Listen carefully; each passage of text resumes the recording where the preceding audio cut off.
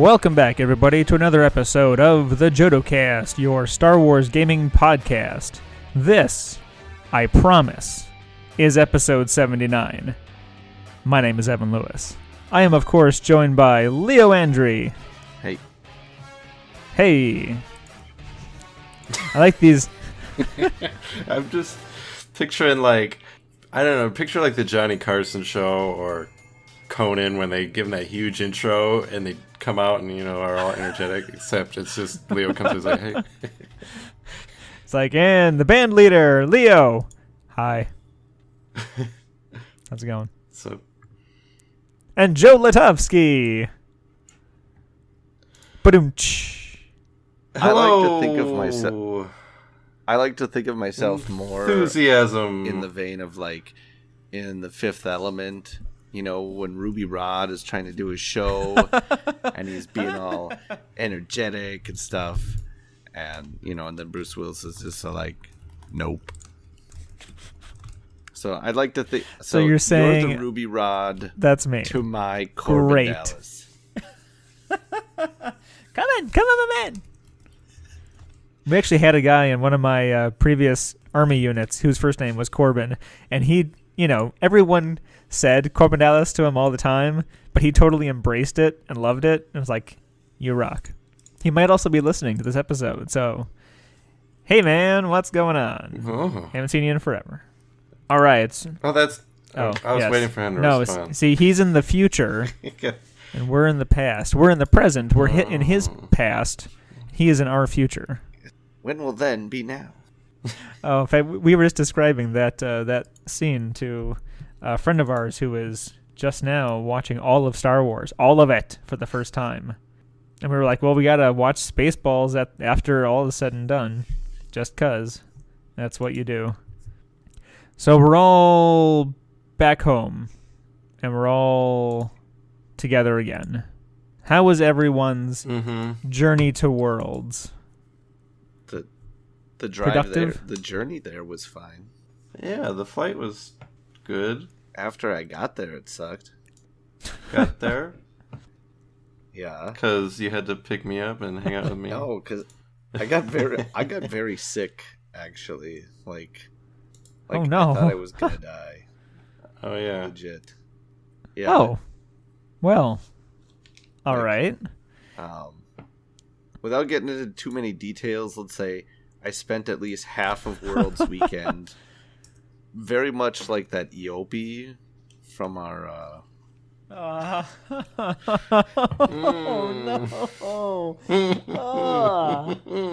no.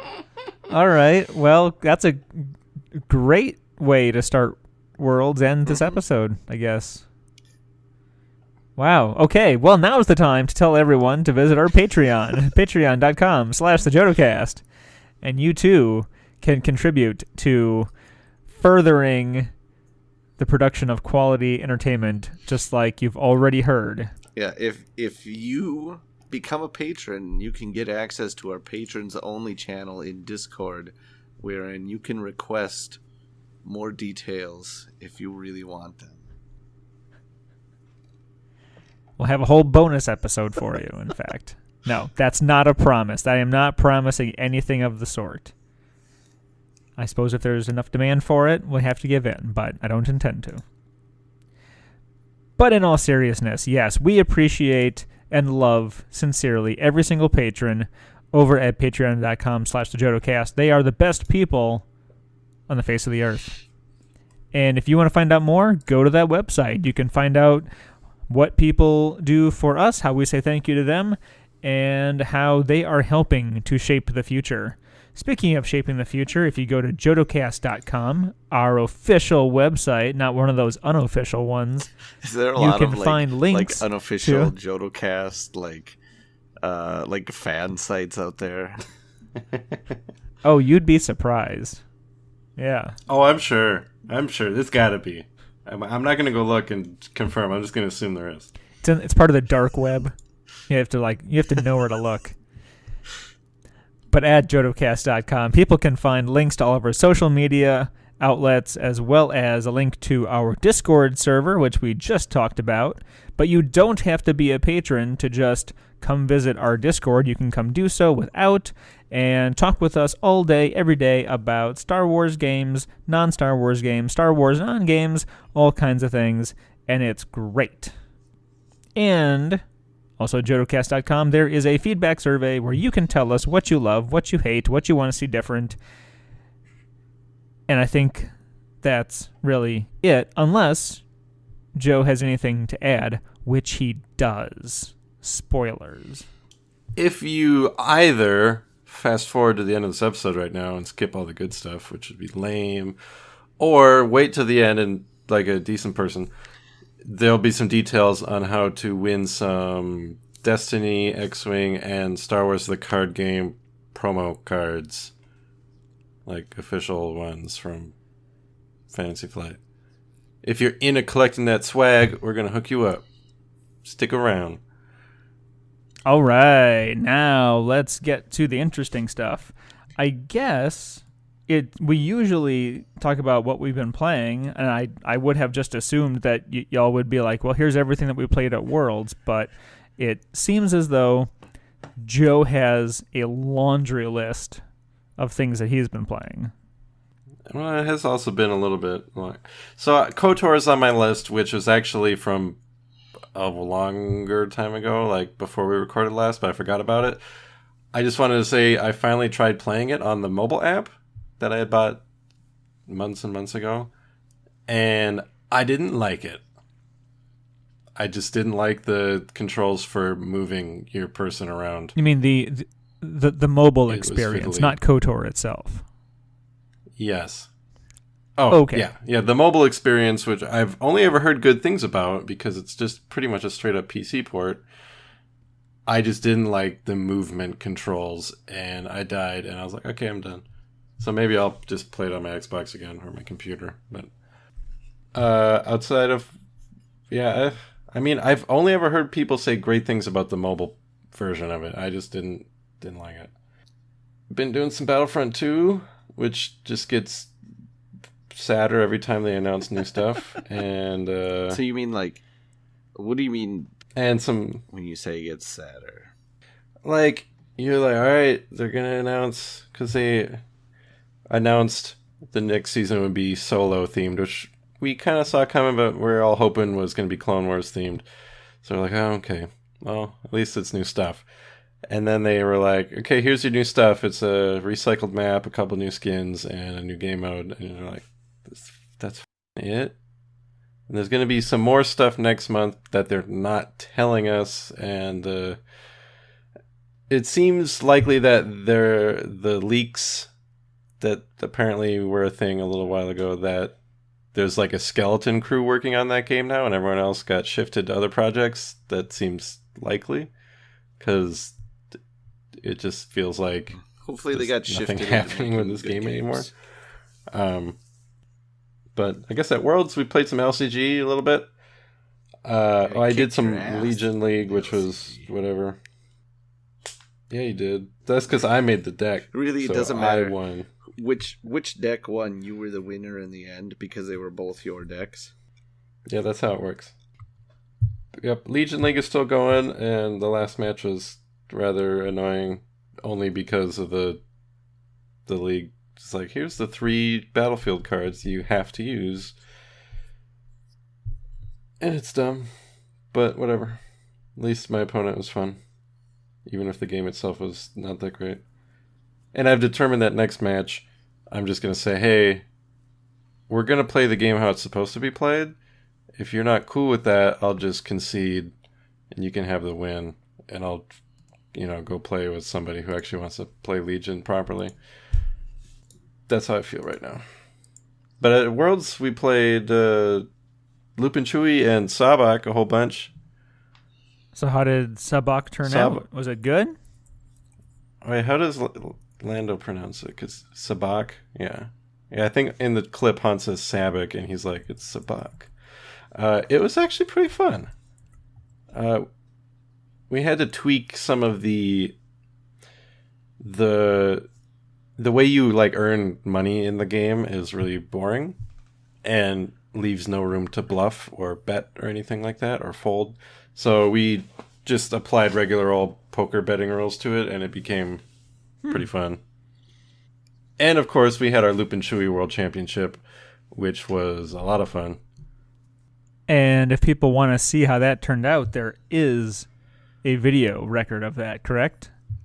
Yes, there is. There's a video of it on our YouTube channel. One of the comments said it was, no offense to us, the best content we've ever produced. Or something along those lines. Okay. And, yeah, I guess that's everything I've been playing. Great, Leo. Yes, what have you been playing? Well, I thought we were going to talk about that when we talk about the rest of Worlds. I don't know. We can do that. Well, I mean, it's been a little bit. Wasn't sure if maybe you had, I don't know, done anything else in the interim.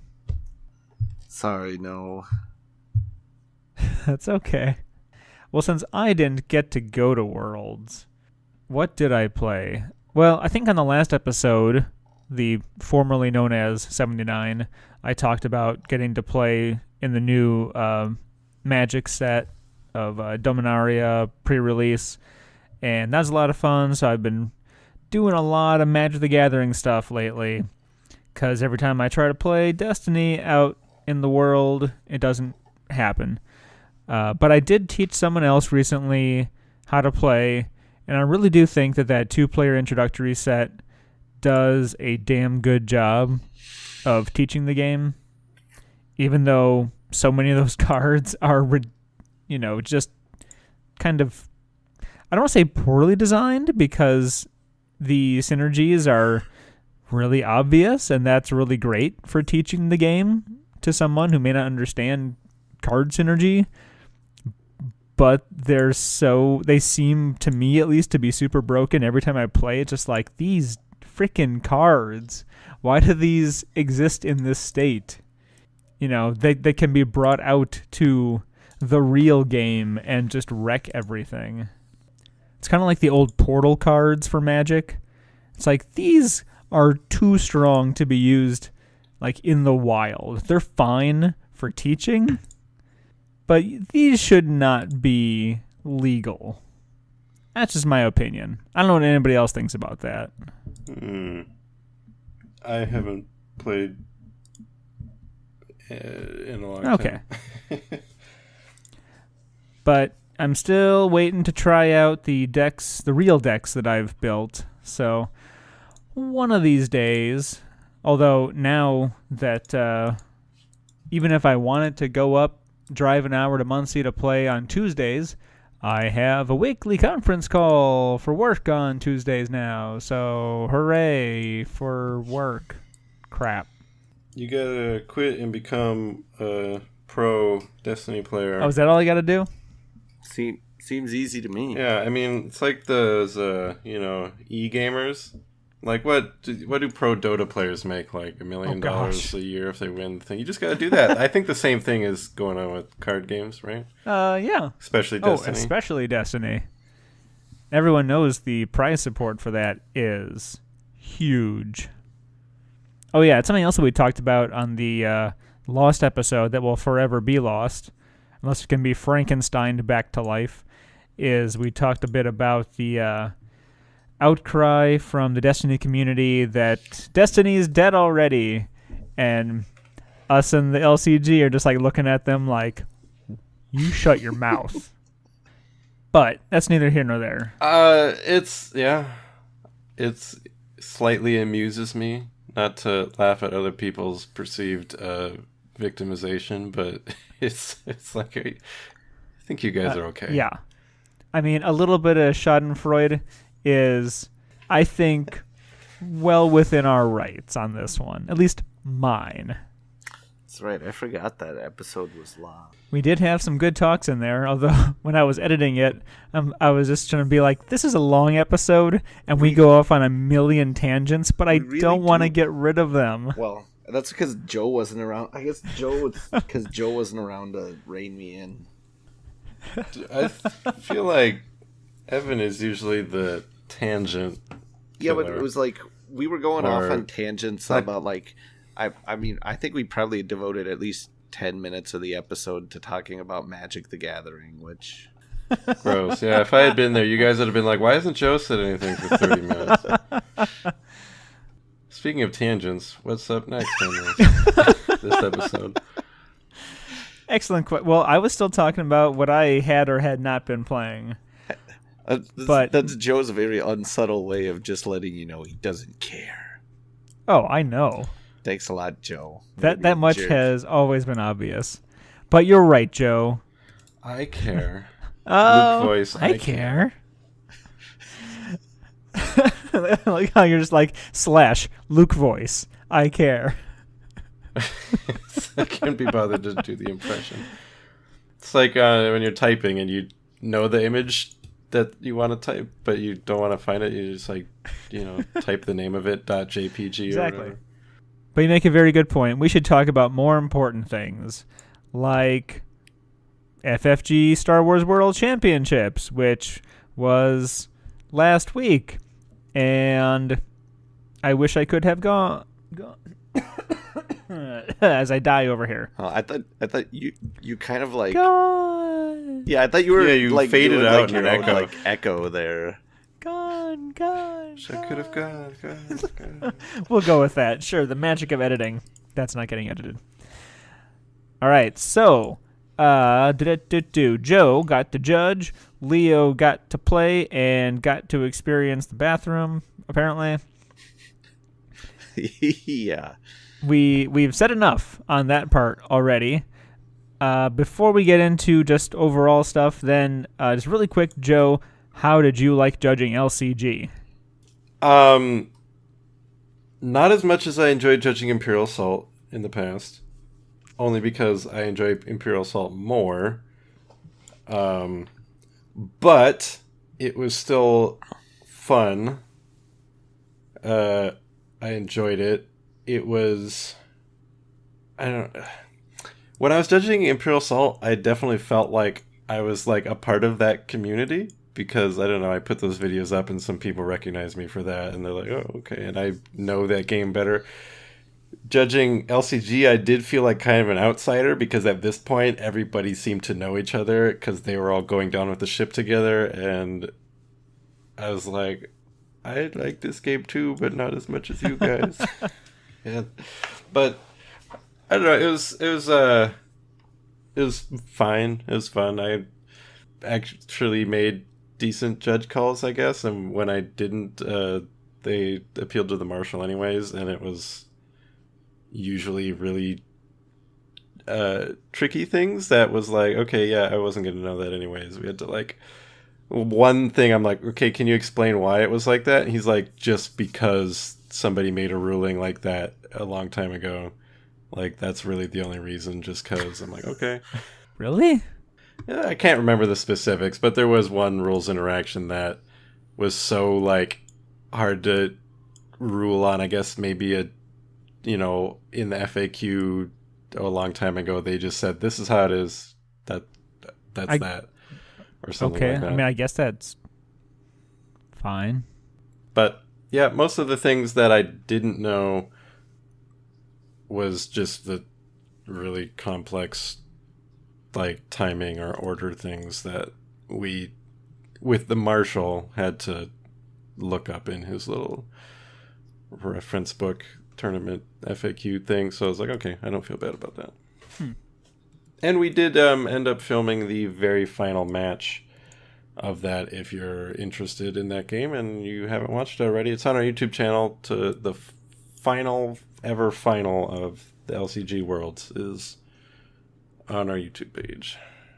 Well, since we've talked about a couple of videos that got released, let's talk about that really quick. Because I know you did the Loop and Chewy World Championships. That's one video. And then, like you said, the final LCG World Championship. And what else? We also put up the X-Wing unboxing. Ooh. Our first ever unboxing video. Probably our last, but Probably. We thought it was worth it. People seem to think so. It's our second most viewed video now. we're just not big fans of unboxing videos, so we were like, I guess we'll do it. I thought it turned out well. It did. Leo got his hands on one of those 2.0 T65s, so we tore it apart and talked about what was inside. And was there much gnashing of teeth? Well, I guess we'll hold off on that. Hold off on the X-Wing 2E stuff for its own segment. It's only too tempting to just run straight into that. But what else did you guys do? I played in the Destiny tournament. Did not that great. I ended up going 2-4 in my 6 rounds of Swiss. So I was a little disappointed. I guess no, man. I thought I was gonna do well when, like, my first round I pretty much raffle stomped the guy I was playing. Jeez. And I was like, okay, this bodes well for the rest. And then like the next match I played like this Mother Talzin and Thrawn deck that dumped 8 damage on me right away there in turn 1. Talzin Thrawn was in top 16 or top 8 or something. I don't know if it's the same person you played, but that deck was one of the more popular ones, I think. Yeah. And then I managed to squeak out a second win in my very last game, which was the important part, because then that gave me enough tickets to pick up one of those sets of Battle Droid cards, which are awesome. They're really cool. Because it's just 5 cards of Battle Droids that it's a big panoramic piece of art when you line them all up. Yeah, the art connects across them all, and it's really awesome. It is slick. And then did you get to try or... What? I just remembered... Add one more to the what I've been playing thing, because I also did an Armada event at Worlds. Really?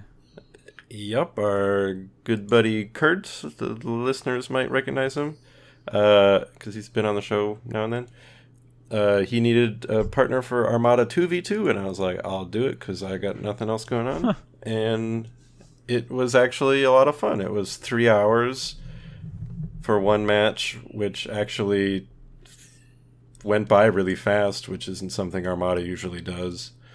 And yeah, it was just a lot of fun. So I did Armada too. We won our game. And did you win anything for winning? Or should I say, did you get anything for winning? Some more prize tickets. Because Worlds operates like a carnival or like an arcade now, where you just earn tickets that you can redeem at the... You know, just picture Dave and Buster's where you give them your tickets and they give you a teddy bear. More like instead of cheese. Instead of a teddy bear, it's something actually really cool you want, like alt arts or tokens or something.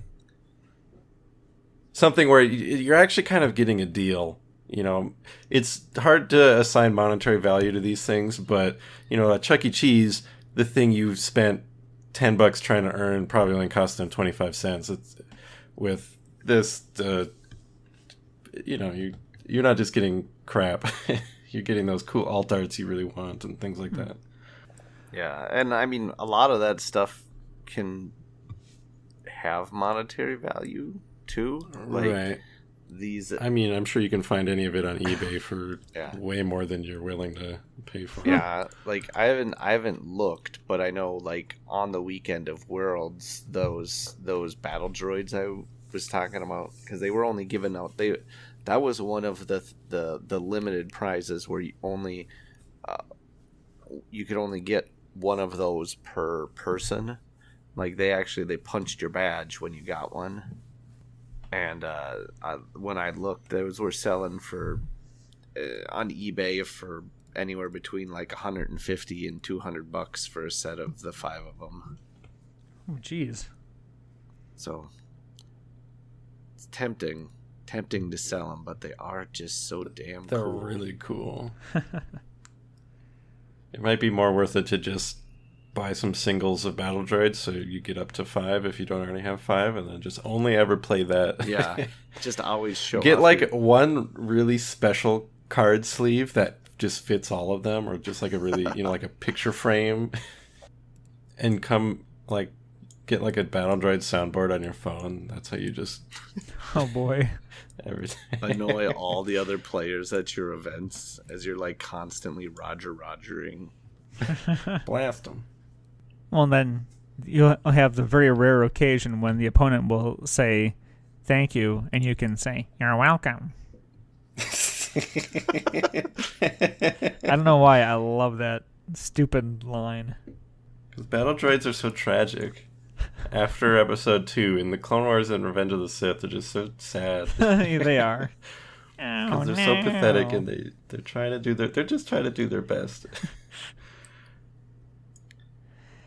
Oh, Leo, did you get in any 2v2 LCG action this year? I would rather have spent even more time on the toilet.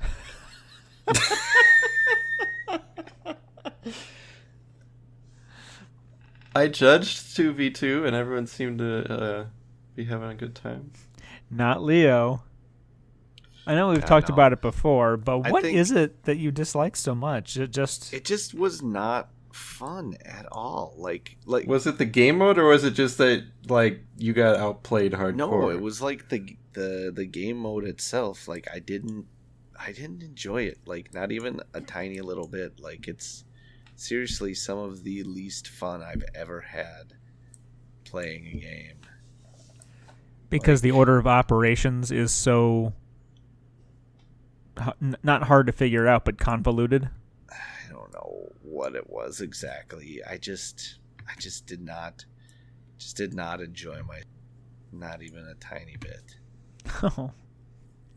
Well, surely you enjoyed yourselves doing any number of other things while y'all were together, right? Meeting people and... Oh, we went to Infinity War the first night. Yeah. That was fun. It was just fun. Except for... Got like 4 hours of sleep that night. Oh. Yeah, because we had to go to like a late show. Like, so we went to like a 10 o'clock show.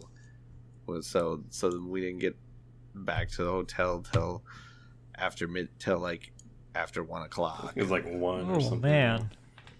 Joe had to get up early in the morning to be judging and stuff. Oh. Damn. Well, good on you to soldier on. And is that it? You saw Infinity War, you played, bathroom, and then that's it. Done. Yep. Okay, great. I got to hang out with, I did get to meet, finally got to meet Seth, who has GM'd some of our role-playing episodes. Woo-hoo. Finally got to meet him in real life. Me too. There was a lot of and we met Brian Ramsdale, who he has been on before. That happened to me a lot at Worlds, where people would come up to me like we knew each other, and I was like, what? And then they're like, and like 90% of the time you're trying to figure out somebody's name, their name badge is like hanging backwards, so you can't just peek it. But that happened to, like, Seth came up and I was like, hi? And he's like, oh, okay. And then that happened with Brian. And then another time a guy came up to me and he was like looking all happy and like wavy. And then it turned out to be the guy right behind me, which was weird. It was like really cliche, but like it happened to me so many times at Worlds already where like people like sort of knew me and I didn't know who they were. I was just kind of going with it. I was like, oh. It actually wasn't me this time. Then I met a couple people I'd met at Imperial Salt Regionals back in December that I didn't remember their faces, but they were like, oh, hey, Joe. I'm like, okay, Joe. Hey, okay. Oh, yeah. Hey, buddy. How's it going, guy? Got a couple, probably at least 2 people who were familiar with the Jodo cast when they saw my name badge. Like, oh, you're the Jodo cast. That's cool. Bye. That's how it usually goes for me, too. Well, it sounds like you had a lot of fun without me. Sorry, man. Oh, thank God. I got real afraid for a second that I wasn't recording, but I am. Oh, my gosh. We're good. Okay, great. Episode 79 lives on. All right. Well, I guess the big news coming out of Worlds. So on, what was that, Wednesday? No, Tuesday. Tuesday at noon. Jeez, I still can't get it right. Tuesday at noon, Central Daylight Time. Right? Not Standard Time, Daylight Time. I don't know. I just say Central Time. Okay, Central Time. They held the first ever hyperspace report, which I think going into it, people expected it to be like the annual in-flight report, which is held at Gen Con, but that it would just be all of the Star Wars news for the remainder of the year. And then in-flight might just be everything else, since they're in the mood these days to split things up into Star Wars and non-Star Wars. Which, I mean, was also kind of implied by not just... This wasn't a case of people, like, putting words in Fantasy Flight's mouth. I mean, that's how their press that they put out for this hyperspace report basically said that exact thing. That it was like... I'm sure we could reread it now and be like, okay, they're just being clever. Because I think it says, like, future Star Wars products in their description of the event. It is. And like, well, I guess technically they announced, the core set and this expansion. Yeah, and that but they... So it's technically multiple products. They implied that it was for multiple games. In any case, we only got one game news there. And I think, much to people's surprise, I mean, I think we kind of saw that something was going to happen, and of course we're talking about X-Wing 2nd Edition. I had been saying that something needed to happen with this game, with X-Wing, but I guess a 2nd Edition wasn't foremost on my mind. Yeah, I don't know What were your feelings leading up to it? Well, it's funny because I was talking about this with Kurt and then just some random guy next to us in line while we were waiting to get in. The guy's like, do you think they're going to announce X-Wing 2.0? And I was like, it would be cool, but they're not going to do that. No way. and then we start talking and Kurt's like, yeah, I mean, I've already got all these ships. I mean, they can't just screw everybody and make it so I can't use all my ships. And I was like, what? That could still work with, like, conversion kits or something like that, Kurt. But it was really... And you see the Fantasy Flight people listening to you, furiously scribbling, okay, we got something for the presentation. That's a great idea. Maybe that random guy was a plant. Maybe he was, but it was really funny that we were, like, talking about it while in line, and we were like, no, surely not X-Wing 2.0. We're just gonna get, like, I seriously thought they were just going to trot out a bunch of solo themed merchandise for, like, all their different game lines, like... Oh yeah, that was the other thing we talked about on the Lost episode. Yeah, like that's seriously all I really thought we were gonna get. Like, I didn't think it was going to be any real big exciting announcements, to be honest. I clearly was very wrong, though. And in fact, even when they started playing the videos, I still didn't think it was going to be X-Wing 2.0. I thought it was because when they started the video, I thought it was either, okay, they just made an app to go along with it, or they made a digital version of the game you can play, because it was all digital models of these ships. So I was like, they just made a video game version of it? And that's what I thought. I leaned over to Kurt when the videos started playing, and I was like, are they trying to, like, shut down Vassal and Tabletop Simulator? Have they just made their own digital version of the game? Nope. Which would have been fine. That would be fun. I was actually still at home. I didn't have to go to the airport yet when that was going, so I got to watch the live stream, and I was like, they actually did it. Yeah, it's weird. I think it was super necessary. I was like, good riddance, good for them. They're gonna fix all the bullshit, and it'll be great for like a year, and then there'll probably be more bullshit. But it's also annoying to have to like kind of buy into the new thing, even though I think they probably put a lot of thought into how to make it as easy as possible for everyone. I don't know.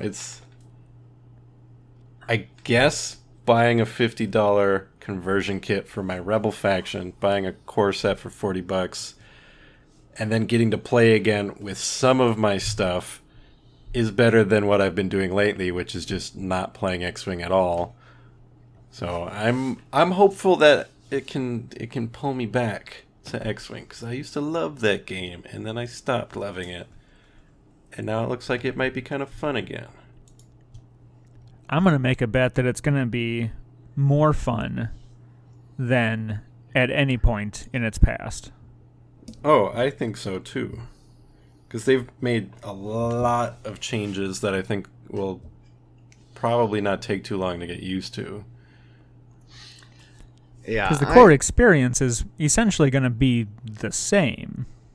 For the most part, yeah. Right. I think the biggest thing is just that it sounds like they've, kind of cleaned up the actions and timing and some things like that. And they've removed and tweaked a lot of the things that were really exploitable, like the push to limit, where you'd always just get any second action for a stress. That's been, if you want double actions, you're now dependent on what ship you're in. It's limited. Like if you're in a TIE Interceptor, it's still going to be kind of like you have push to limit, where you could like boost barrel roll or whatever. If you're in an X-Wing, you can probably focus barrel roll, but like the combination of actions you get now are limited by ship, so it's not that exploitable. And now there's no more 360-degree primary weapon turrets, so you have to focus on where you're actually flying, which is good. What? People actually have to worry about maneuvering now? That's dumb. I think something that might end up saddening a lot of people, that doesn't bother me too much, is I expect there will be no more Legends characters in X-Wing 2nd Edition. Oh. Especially not the likes of like Kyle Katarn and Corran Horn and things like that. Maybe like kind of more obscure whatever characters might still be there. Like when they need just a random pilot for a scum ship or a Imperial ship. But I'm sure you're right. Well, and because they're bringing in more of the new canon, I can't really call it EU, but like comic book and novel characters in appropriate ways. Well, and video game characters. Yeah, you're right. The 3 characters from Battlefront, I think they come in the core or the TIE Fighter expansion as TIE Fighter pilots. I think all of those pilots that came with the ARC 170 are now going to be in the ships they're supposed to be flying. So Nora gets to be in a Y-Wing, and Shara gets to be in an A-Wing, and Thane gets to be in an X-Wing. Which excites me, because I really like the new canon characters and roster of people, so it's always fun to me when they start showing up in games. So that's something that's just kind of exciting me. Not that it wasn't already happening in X-Wing, but it seems like it's happening more so with 2.0. Oh, because like they mentioned, and like you just pointed out again, that when they were finally bringing out those new characters, they were on inappropriate ships. So if they're looking for a way to start, get them where they need to be, a good clean break is the way to do it, and I'm very happy to see that.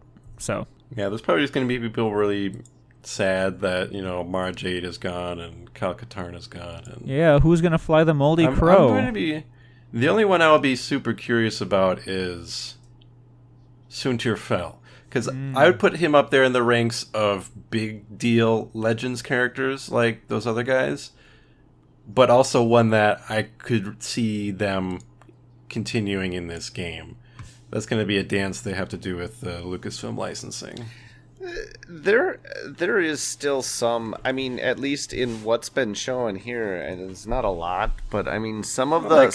So there is still some legends. Right, stuff. like Admiral Chirano is still piloting a decimator, but I mean, he's just like a background character in Return of the Jedi and not a Force-sensitive guy who stole the Death Star plans. You know what I mean? It's easier for him to kind of exist in this world than people like Kyle Katarn. I'm just curious and excited to see where this goes, because a lot of that sort of stuff is, you know, going to be coming from Lucasfilm licensing. Because all of that has to be approved. And as, you know, everything we've seen with Destiny, those are all canon characters. Same with Imperial Assault. Armada and the LCG weren't, but only because they existed. Well, I guess Armada is about the same age as Imperial Assault. But Yeah, they came out at the same time. I don't know. It's something that I find fascinating when these new products come out. But you know what that How means? Who we're going to get for the YT 2400. What's his name? Yep. Mart Matin? That's the guy. Sure, everyone's and, excited for that. Probably his other friends. Oh, yeah. Exciting stuff. Good. You mean I'd rather have them than Dash. what? I'd rather have Dash. anybody than Dash. What? I hate Dash. Dash is Not so much as like, I mean, we rag on him a lot on our Discord, so if you want to talk to us about how much Dash sucks, you can talk to us on Discord, but just playing against him in X-Wing always drove me crazy, so I've learned to just hate Dash. So as long as Martin Matin and his comrades don't have annoying abilities to play against, I welcome them. Oh, I'm sure they're going to be every bit as annoying. I can only hope, at least. See, my plan is, I don't know about you guys, I'd like to hear what your plans are going into 2.0. I've been kind of eased myself out of X-Wing, but I want to get back into 2.0 because it is exciting me. But I can't afford to buy all the conversion kits I need to make my previous collection usable because I have a lot of old ships. Like, I've got like 6 TIE bombers. Like, as much as I love TIE bombers, I'm not going to buy, I don't know, 2 or 3 Imperial conversion kits just so I can use them. So my plan is to just get the core, which is a requirement, regardless of what you previously owned, and 1 Rebel conversion kit, and take it from there and see if I want to branch out into the other factions or just stick Rebel only, because they're being nice this time around, and you could play one faction only and not miss out on upgrade cards, unlike the previous version of X-Wing. So that's my plan. 1 Rebel conversion kit, 1 core set, take it slow, see if the game can pull me back in. What are your guys' plans? Yeah.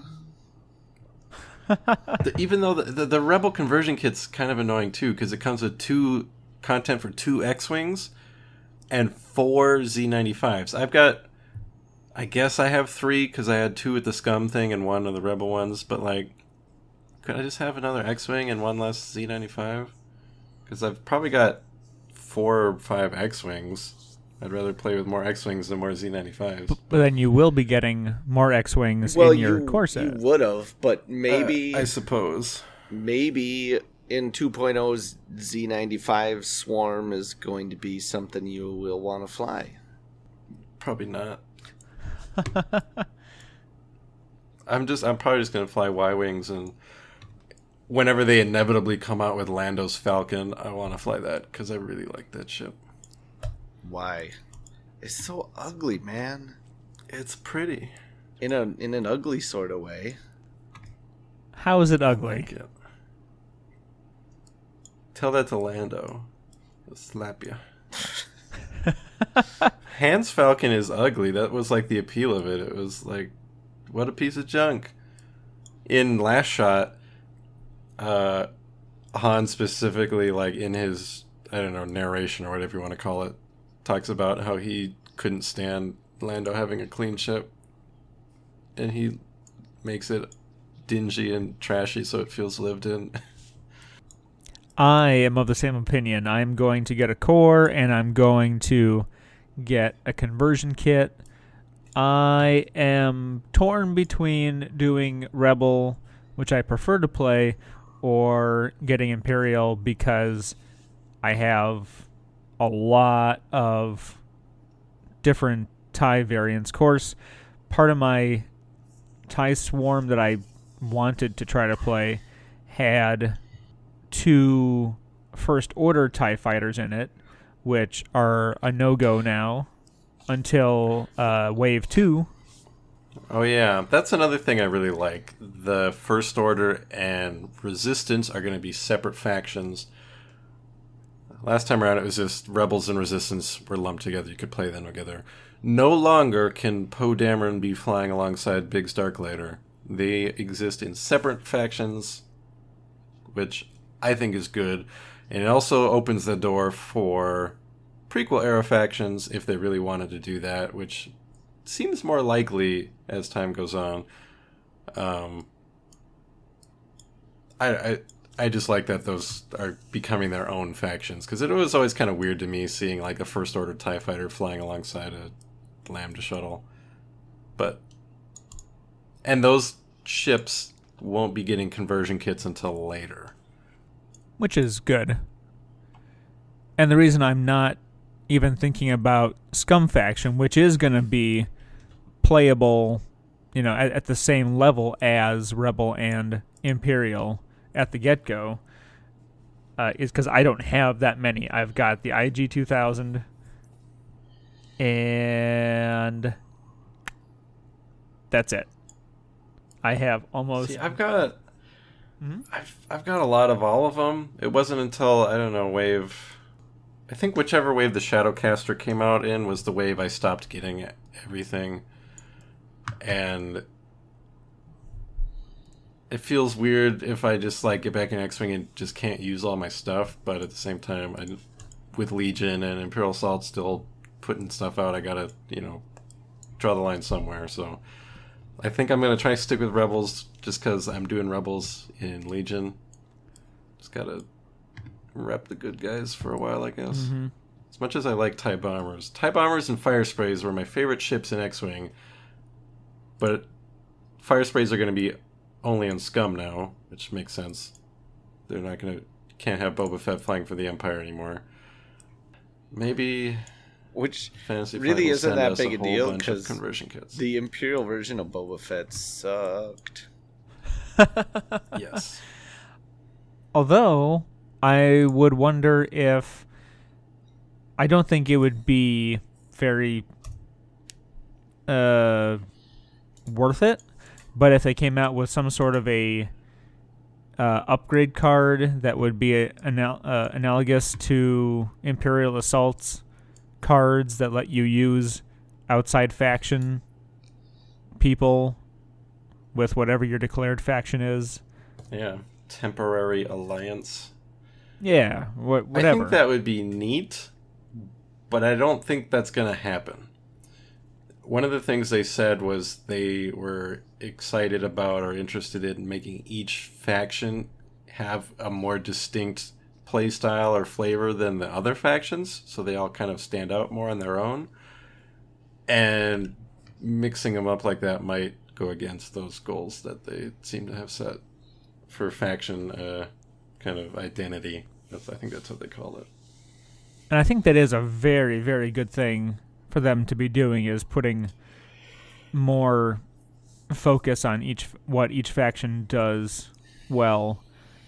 But then I'm willing to bet that within a couple of waves, maybe by wave 3 or 4, we might see something like that, because then when you have those really distinct styles, then splashing one of those styles into another one would be pretty interesting. Yeah. And I'm curious how the releases are going to go, because the first thing they're coming out with is the core set, the 3 conversion kits, and what is it, X-Wing, Y-Wing, Fang Fighter, Fire Spray, TIE Fighter, TIE Advance. I think that's the first set of products. And I thought they said, correct me if I'm wrong, that they're going to be re-releasing all of the ships that existed in X-Wing as X-Wing 2.0 ships. A lot of the 2.0 ones have upgraded sculpts and paint jobs and stuff, which is cool. So it's not going to be like they're totally just selling you something you already have. So if you don't, I'm probably not going to buy another Y-Wing that comes out, even though the Y-Wing has a new sculpt and a new paint job, which looks really cool. I already have a couple Y-Wings. I'll get enough out of the conversion kit. There's nothing in the Y-Wing pack that doesn't also exist in the conversion kit except the Y-Wing model. So I'm a sucker. I'm gonna buy one. Yeah, maybe if I bring my old Y-Wing to the store and hold it up and just see how much better the sculpt is, that might convince me. I've seen some side-by-side. Well, see, and that's what did it. Is I was looking at some side-by-side pictures, and I was just like, "Oh man, that does look so much better." I'm really excited to fly Y-Wings now because maybe they'll be pretty good because I love Y-Wings.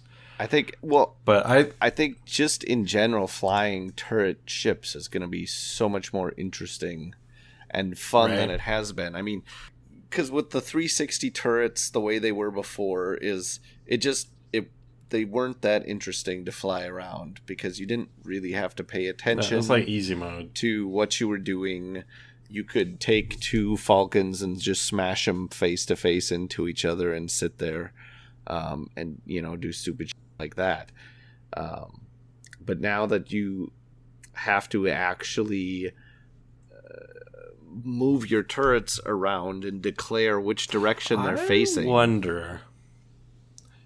Speaking of two Falcons, so when they originally released the Millennium Falcon, it had Lando, Chewie, and Han, and the Outer Rim Smuggler. The Outer Rim Smuggler's stat line was way worse than the other three because I think the design assumption was the other three are flying the Falcon. This guy's just flying a generic ship. I wonder if improved stats like that will be included in the Millennium Falcon title card instead of just baked into the ship card. So if you have more than one on the board, only the one that's actually called the Millennium Falcon will have cooler stats. Especially now that they have so much more real estate on their upgrade cards, because they're using full-sized cards, that might be more feasible. That would be cool. But what I was wondering was what their release schedule is going to be like, because they said they're releasing all of the previously released ships. So is the first, 6 waves or whatever going to be things we've already seen, or are they going to be half old stuff, half new stuff? I'm very curious what that's going to be like. Because it's not going to be that exciting if they're and here's the next wave. It's the Falcon and a Lambda shuttle. I mean, it's new, but it's not really. Well, if we look at the Scum side of things, they're doing Fire Spray and Fang Fighter, one of the later releases. The Fang Fighter's got a cool new sculpt and paint job, and it's got the rotating wings that actually, in our unboxing video, we speculated that they wouldn't actually rotate that far. They actually rotate as far as they can until they hit the peg that the ship is standing on, which is cool. So, what do you guys think, though, about the changes to a lot of abilities here, where they're adding in the ability charges and the force charges for force abilities? I really like that. Because the problem they had in the last game was either an ability was a one-time use or an infinite time use. And now they can say, oh, it's and they could sort of slow it down before with flip cards, where it was maybe every other turn you're allowed to use it. But now with the charges, which are just a charge token, you get so many stacked on your card, and whenever you use the ability, you spend it. They can say, oh, now you can only use this ability 3 times in the game, or whatever, instead of 1 time or infinite times, which I think makes a much more interesting design space. Same with the force things. The force tokens you could use on force ability upgrades, or just spend them like focus tokens. I think it works, or will work. I guess I haven't played it. Yeah, I like how there with the R2 Astromech. You know, it's a nice ability how it lets you recover your shields and stuff, but again, it's a more limited. Right, because in the last one, if you had R2-D2 on your ship, if you ran away long enough, you could just regenerate your shields indefinitely. Now, there's a limit to how much you can do that. So the game won't drag on as long if someone's trying to run away. It just kind of helps that sort of stuff. And now maybe they can have abilities where they're like, well, one time isn't enough, but, 6 times is way too much. Oh, but now we can just give it 3 charge tokens, and that feels just right. I think one of the other biggest things about this is the squad building app and how there are no upgrade slots or point cards on any of the physical cards. Yeah, I was waiting until we got to this because I still am kind of torn on how I feel about that. I think it's going to be incredible for the health of the competitive scene. Because the idea is, let's think about the Jump Master, which was super overpowered in X-Wing for the longest time. They came out with update after update that kept switching what upgrades it was allowed to take and stuff. And this way, the idea is if they have to... You need the app to build custom lists. And so when you're building a list, it's going to show you how much your ships cost and what upgrades they're allowed to take. And they can change those point values and what upgrades they're allowed to take whenever they want to react to, balance the game. So there's not going to be all sorts of like, okay, and now this card technically shouldn't have this upgrade slot and this card should be minus 2 points. It's just when you're building it in the app, that's how it is, which sounds like they're going to be able to react to bullshit really quickly and fix it and keep old ships viable. Like if they had that now, like people never played with X-Wings or the basic E-Wing. They could just cut 5 points off of those in the app and now everyone's using it again. But at the same time, if I'm sitting at home playing, I kind of want to see that on my cards. But yeah, I mean, it's like you said, I think for the health of the game and from a competitive standpoint, it's a really cool idea, and I think it's a good thing.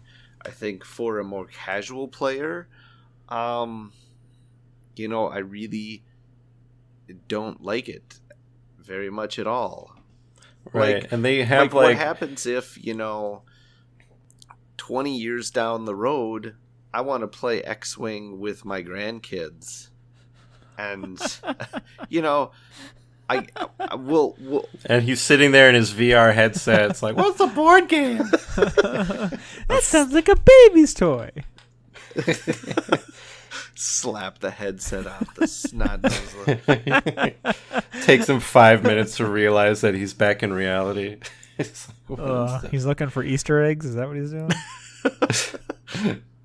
Yeah, but I mean, you're not gonna have that text on the cards. Now, there is in the game there are what they call quick builds, where which are they're super casual. Yeah, I mean they're basically like pre-made loadouts for different ships, and then they like these loadouts all have like a what do they call it? Sort of like a threat level, or something like that, and then you would just kind of build a list up to a certain amount of threat points or whatever, and then your opponent could build the same number of points based on these quick builds. So I mean, that's still an option. That will still always be an option, but so if you can't visualize it, it would just show like Luke with R2 and marksmanship, and then like 3 bars, so it's threat level 3, and then Y-Wing generic pilot with turret at threat level 2, and now I've got threat level 5, and now my buddy can do the same looking at this card that just kind of spells it out for him. Which, now picture this again, 20 years down the line. Your grandkid picks the quick build cards from the core set, and you pick the quick build cards from whatever the last product they released before the fall of society. And those cards, I would assume, would be balanced when they released it, but probably not balanced with the cards that came out with the core set, because as we know, through the life of the game, things change. So, like, even that might be, you know what I mean? I feel like that's a possibility. Like, 5 years down the line, this quick build card, 5 threat value on this card, is going to outplay 5 threat value on that older quick build card. Probably not a huge deal if you're playing that casually, but I think they also said there are going to be PDFs you can print of all that. So you just got to make sure you print PDFs and keep it in your box if you really don't want to deal with that. Yeah, I was going to bring up that point too, is that you should just print off every version that they release and then keep it in a binder. Every single one. You can be like, come on, Jimmy, we're going to play with the 2018 fourth quarter version today.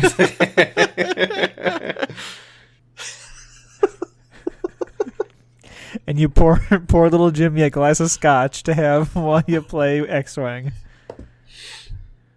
Tell me about 2018. Is it true you could still see the sun? We used to have water. Well, some of us had water back in those days. Ironically, Flint, Michigan is the best place for water these days. They just adapted. No, nothing changed there. It's just everywhere else went downhill. Yeah. But yeah. We're not very optimistic, are we? We're not. We always say the Midwest will be fine, but maybe not.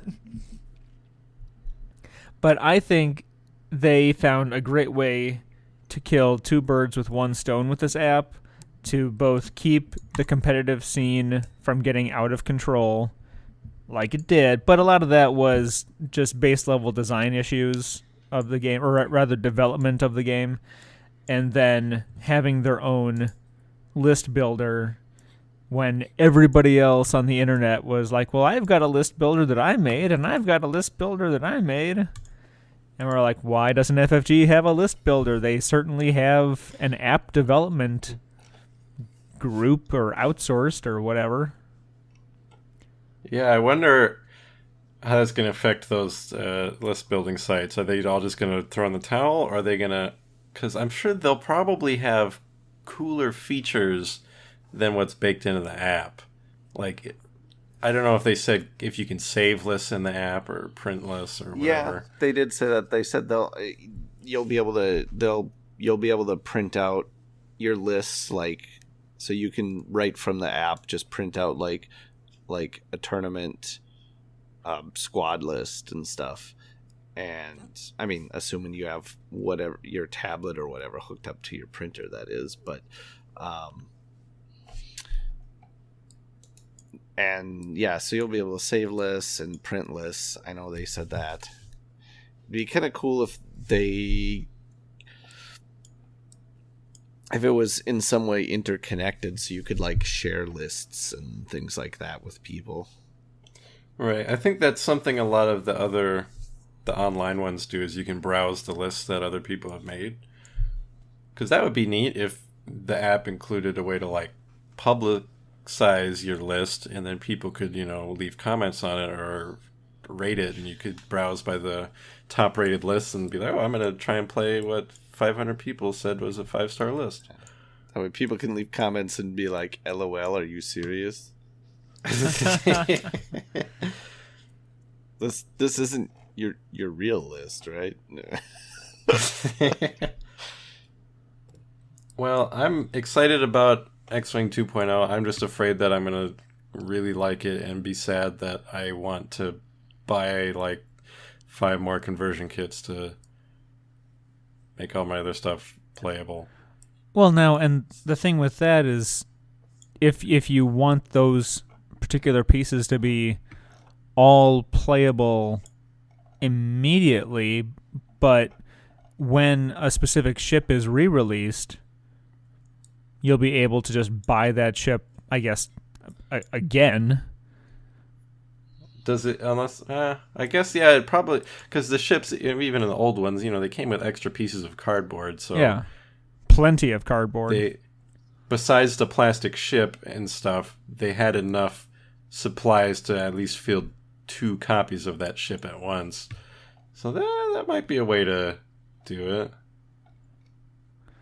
And I guess you might have to explain to me, and you've sort of mentioned it already, but all the complaints that I was seeing were of like what you said, like I have to buy 3 times as many conversion kits just to get X number of my ships to be playable. It's like, how many copies of a single ship are you running? Well, it all depends on, there's some like, like the T65, you can, as the game is right now, you can run 4, 5 T65s. I think you can do like a 5 T65 list once Partisans comes out. But the conversion kit only comes with enough stuff to convert 2 X-Wings. And if you buy, you buy the core set, well, that's enough for a 3rd X-Wing.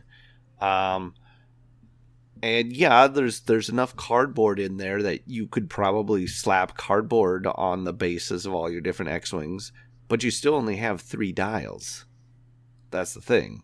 So you can still only fly 3 of them. That's a very good point. At one time. That is a good point. So yeah, our little idea of just buying the ships as a re-release won't matter because it's only going to come with 1 dial, which is the important part. One of the important parts. Because the ships all have new dials, new maneuvers.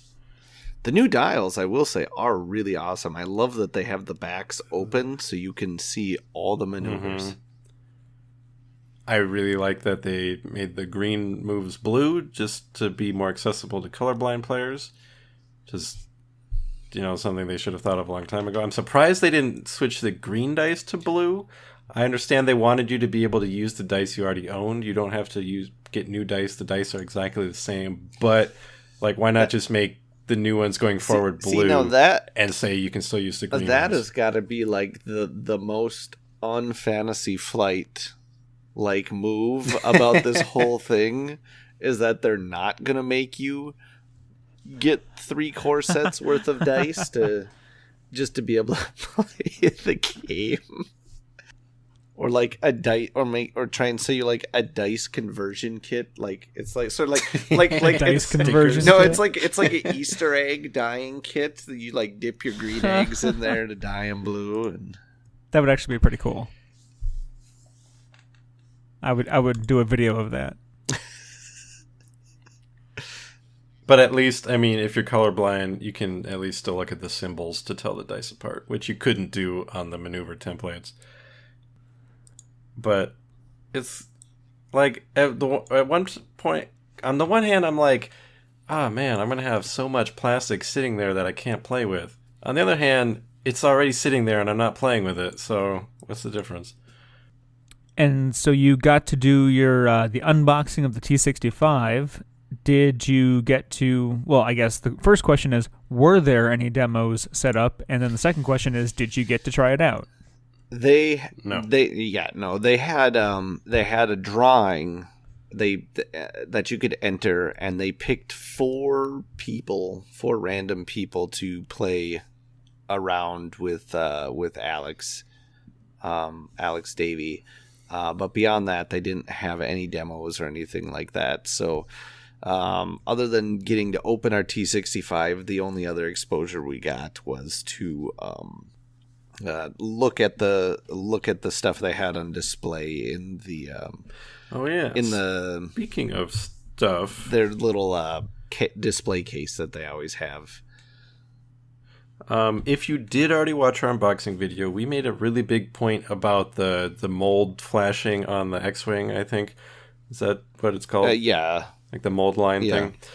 The models they had on display didn't have it, but it did look like it had been shaved off. Well, but the one on display in the blister pack still did have it. So it's either going to be a thing, or it's just because these were like the rush batch that they wanted to get out for this event. still to be Yeah, determined. I'm assuming that it's because, I mean, they obviously had to change how their ships were put together, because they're now doing Right. the maneuverable or the movable S-foils. So, I mean, that's why we've now got mold lines up there on the guns. I was just really disappointed at how pronounced they were, especially considering that the rest of the mold looks like the rest of the sculpt actually looks like they have improved it slightly. I don't know if it's actually that the sculpt improved or The paint or job? if it's just that much better of a paint job. Well, if it's just that these models were kind of, I don't want to say prototype, but, just really early batch, and the ones we're going to see in September, if they don't have that, then you keep that little thing on there and be like, oh, look at this, I got the first ever one. See how it's kind of Yeah, I don't know. We'll see. Hold on one sec. I'm gonna go grab one of my old X-wings off the shelf because I've got the new one sitting right here. So I did grab one of my other X-wings, and it does look like it is. Well, it does. I think the mold is, or the sculpt is a little bit different. It's been improved just a little bit. Take your word for it. You could make a video of it. I mean, they look pretty darn close, but just slight bit different. So anyway, The other thing I'm kind of excited about is that they have medium base ships this time around. Instead of just the small base, large base. yeah. So the fire spray is going to be the first medium base ship we're gonna see. Right. I would expect that, like, the K-Wing will probably be medium. The U-Wing will probably be... Well, I wonder if the U-Wing will be medium. I mean, it should be. It just depends if they pack it. I guess if it is, it'll come in that Saz Renegades pack.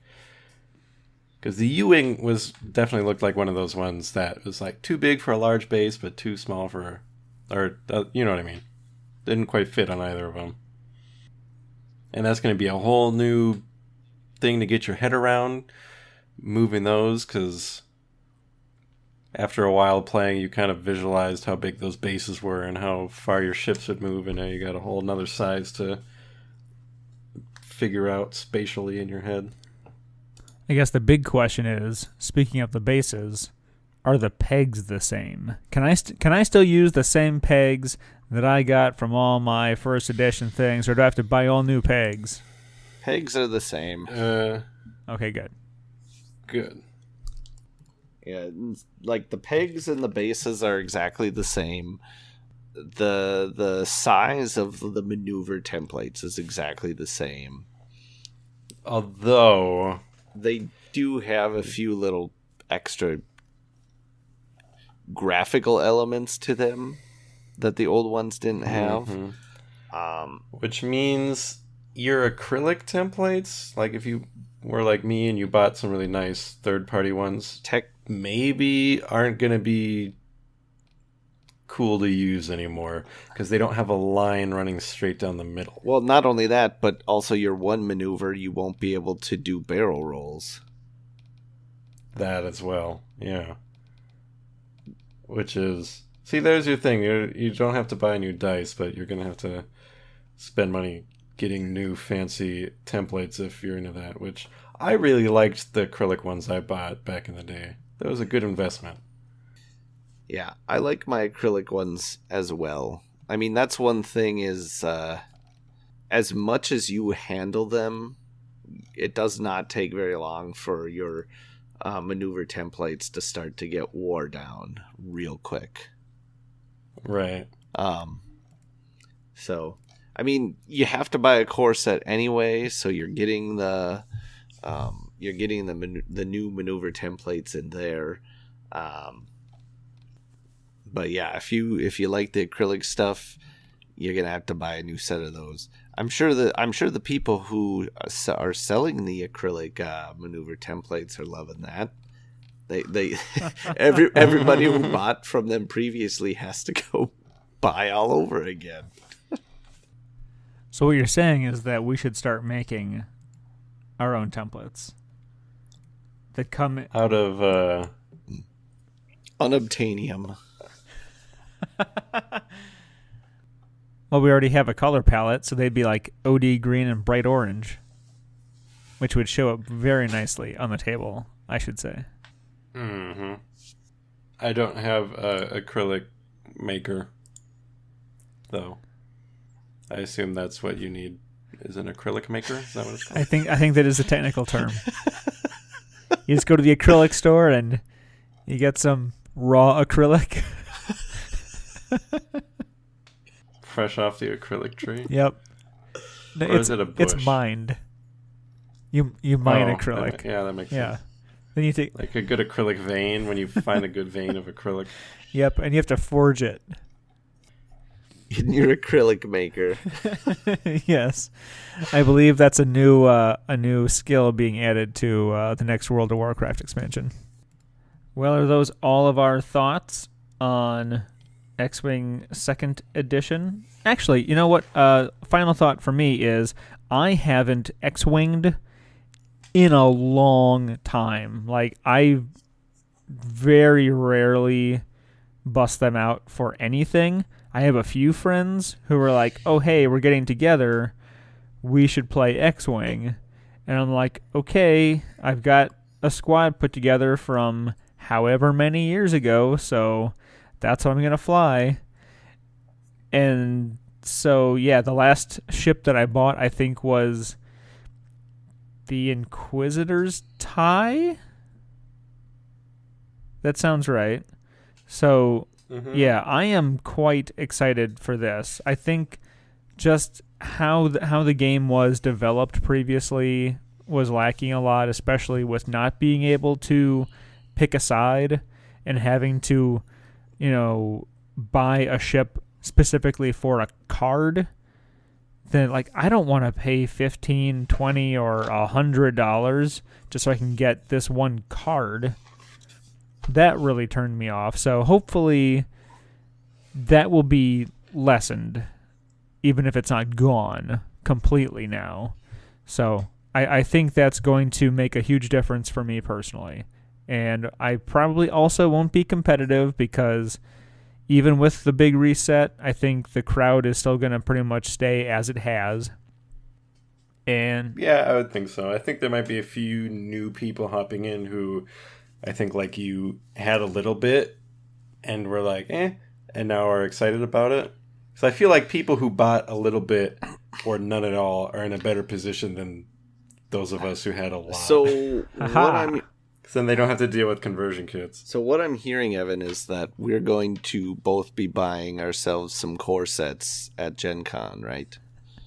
Yes, which struck me as quite funny because when the first one came out, you came a week later and I gave you yours. And now this time, I won't have to do that. Yeah. So that's fortuitous that this Gen Con is Get me is one. when it's going to be available for the first time. Yeah. So I don't think we mentioned that, but yeah, at Gen Con here in August, that's the first time the game's going to be available for purchase anywhere. And then I think they said sometime in September, the beginning of September, it sounds like, is when it's going to be released to the general public then. And hopefully they don't have to divert a truck all the way from Minnesota to come down to Indianapolis again this year. Yeah. I think they'll probably be more prepared for it this time. You'd think so. We didn't touch on it, but one thing that's interesting is going forward, X-Wing is going to have its own Worlds event in October. Oh yeah, we didn't even talk about all the huge changes to organized play. Man, yeah. Right. So like Joe said, Worlds.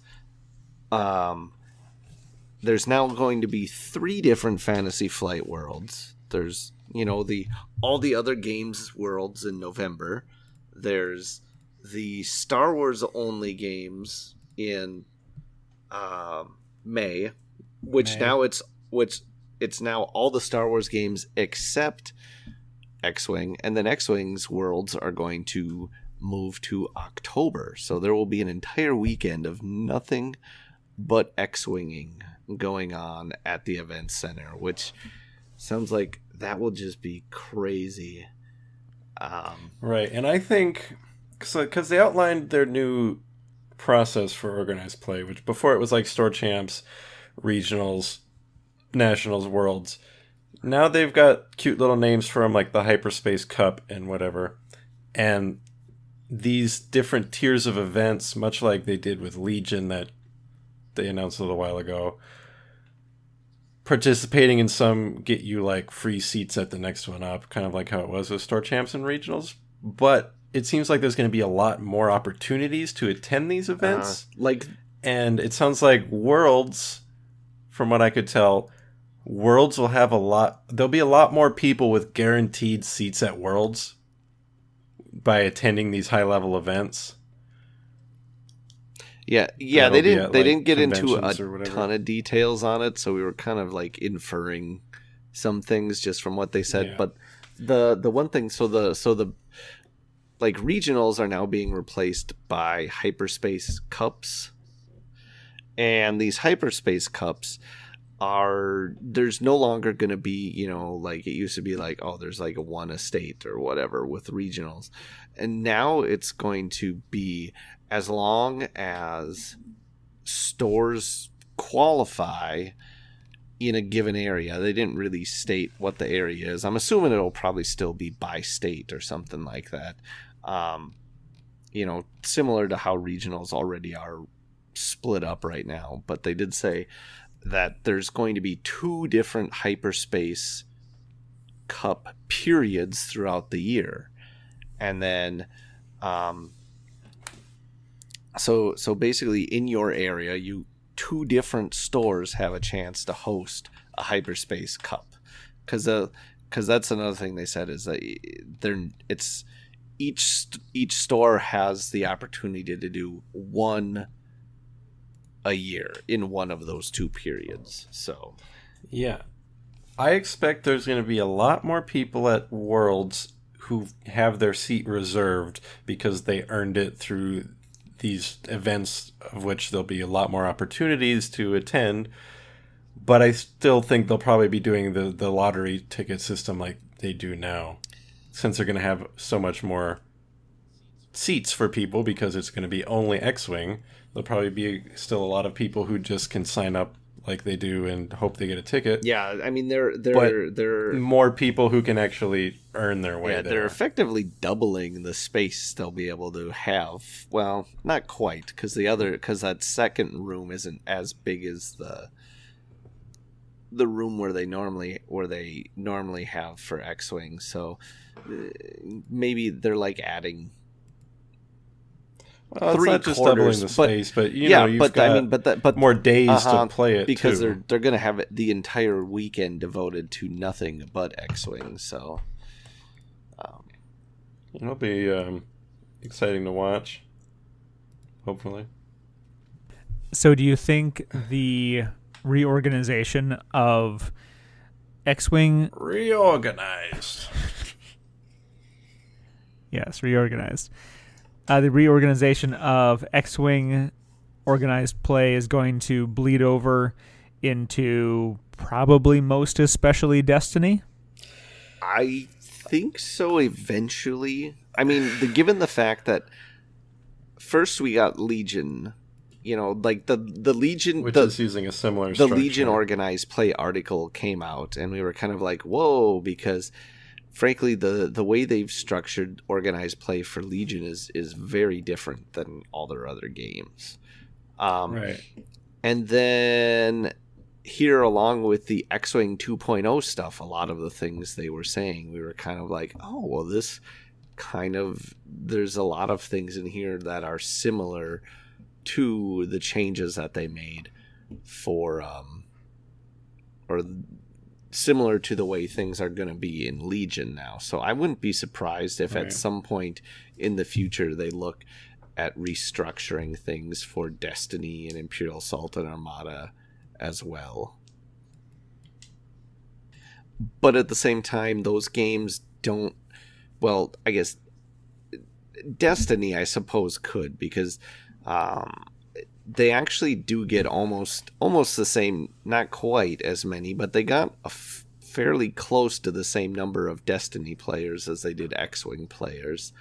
So I mean, I think that game maybe could support like the expanded, an expanded number of regionals and things like that, like X-Wing. I don't know if it's really as necessary with Armada or Imperial Assault. If anything, just to have cute little names like Hyperspace Cup and I forget what they're called for Legion. No, I'm not going to regionals anymore. I'm going to the Hyperspace Cup. Whoosh! Oh, we forgot to mention the most important thing about Worlds, and is that's I got in my traditional game of Game of Thrones LCG while at Worlds. I haven't touched my game since the last time we were at Worlds, but I made this Really? time. I made Joe and no, I guess I did play. I did find one person once here in Fargo to play a game with me, but other than that, yeah, I haven't played it really at all. So I made Joe and Kurt play a match with me. Well, good on them. Mm-hmm. It was pretty fun. It's a fun game. Oh yeah. It's a very fun game. I don't know. Not as good as Doomtown. Oh damn. Are those fighting words, Leo? Doomtown's a pretty fun game. I think I enjoy the Game of Thrones game better, but I got nothing against the Doomtown game. I had fun when I played it. It's way more complex. That's the biggest problem with Doomtown. It just takes so long to get your head around all the moving parts. But Well, just you wait before I sit you down to play Legend of the Five Rings, the card game. Can I give a baby a buffalo rifle? Because I can do that in Doomtown. Did Possibly. you give a baby in 22 and wrap him in in asbestos? You could probably find a very young unicorn clan member and give them the cavalry keyword and give them a giant scimitar as big as their whole body and send them into combat against a clan champion. Yeah, but would they actually be a baby? We could say that they a are. mountain lion as a bullet sponge? You could probably. You know what? I'm gonna say yes until I can prove otherwise. Because these are things you can do in Doomtown, and it's great. Actually, I had a very sad deck. The last deck I made in Doomtown revolved around using dogs and mountain lions as like meat shields. Oh, it sounds like you're trying to make a game out of where the red fern grows. Oh.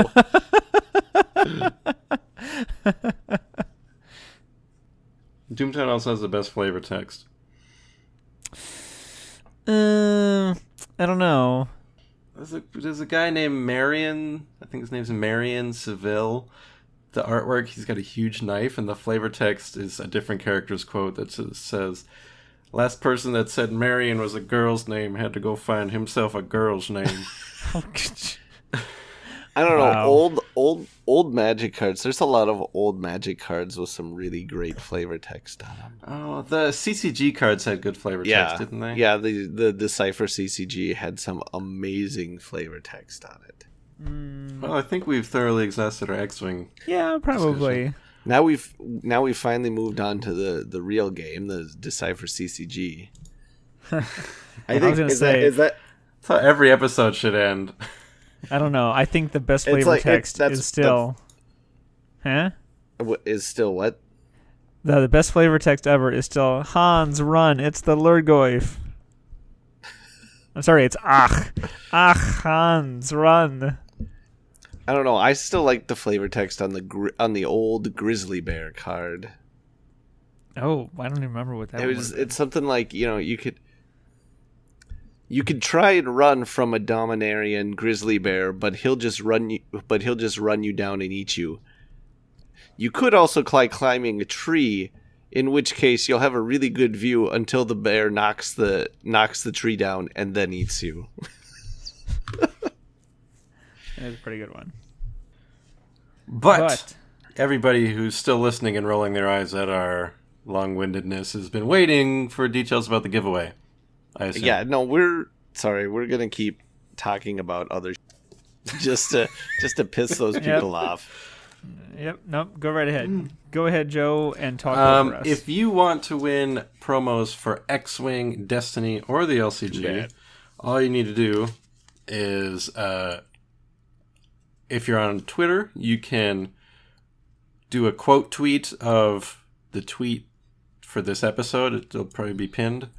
And quote the tweet and just share your thoughts on Destiny, the LCG, or X-Wing 2nd Edition. Whichever game you talk about will let me know which stuff you're interested in winning. And use the hashtag Jodo Worlds. You can share the post. Did I miss something? Oh, sorry, I'm just thinking of Probably. that time when we looked up on Urban Dictionary what Jodo stood for when we were trying to figure out why we're getting. And now I'm just Worlds for just that. picturing that's like a challenge that people A have at world the hotel. championship. Oh man. Carry on. If you're on Facebook, you can just share the post of this episode and leave a comment on it about your thoughts on one of those 3 games. Or you can comment on the episode post on our website. The same deal. And I'll pick some winners sometime, but I've got a Hera card, a Han Solo card, a double-sided Vader Luke cards, some TIE Fighters, all sorts of stuff for X-Wing. Got some Worlds cards for the LCG, some stuff on there, and I got some odds and ends promos for Destiny. So yeah, do that, and maybe you'll get something, I guess. I'll pick some people. I got a lot of X-Wing cards to get rid of. Surprising, all just like, here, nobody wants these. Evan can have them. To make I mean, a do you want collage some? out of. If you enter, you can win some. Oh, the rules and regulations don't prohibit employees or their families or hereby related entities from entering the contest? Nope. And, wow. If it sounds really unfair, more unfair than Evan winning everything, you can edit it out. But I think if you're a patron, your odds might be a little higher. Not that we don't appreciate people who aren't patrons, because we do. But we really like our patrons. Well, I mean, they have an extra outlet by which to make their love known. Yeah, you can comment on this post on Patreon. But seriously, like, if you're not a patron, I still really like you. Like, if you've absolutely. If you've listened this far in this episode, that's crazy. Like, wow. Thanks, dude. Okay, I think that's the last thing on the agenda. So, Yeah. all right. Thank you, Leo. Thank you, Joe. Thank you, listeners. And with that, I guess we'll just catch you next time on the next episode of the Jodo Cast.